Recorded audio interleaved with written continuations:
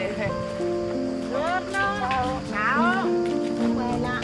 Il sogno di Beatrice è sempre più una grande realtà. Dai bisogni di una ragazzina è nato un movimento fatto di interesse e curiosità di nuovi assessorati alla disabilità. Il sogno di Beatrice è diventato un provvedimento regionale e dopo l'annunciato sostegno a quei comuni che presentino un piano per l'abbattimento delle barriere architettoniche, l'assessore Lanzarin è arrivato anche a Bassano per conoscere colei dalla quale tutto è partito. Abbiamo accolto il tuo appello fatto con Rete Veneta e quindi abbiamo trovato un po' di soldini, li adesso li mettiamo a disposizione dei comuni e poi daremo la pagella ai comuni. E poi ci sarà la pagella che evidenzia i comuni virtuosi e quelli non.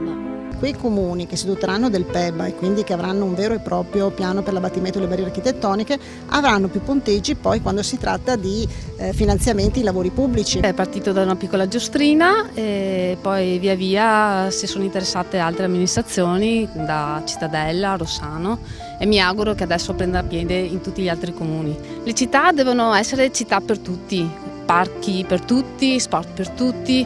Resta molto da fare, come Beatrice e mamma Valentina hanno fatto presente, dalle piscine accessibili ai protocolli per la somministrazione di medicinali a operatori sociosanitari o insegnanti, dal sostegno delle famiglie nelle quali uno dei genitori è costretto a rinunciare al lavoro, al loro bisogno di sicurezza per il domani del proprio figlio. Ma il sogno di Beatrice è forte e contagioso, mai fermo. Prossimo obiettivo, Roma e il ministro per la disabilità Fontana.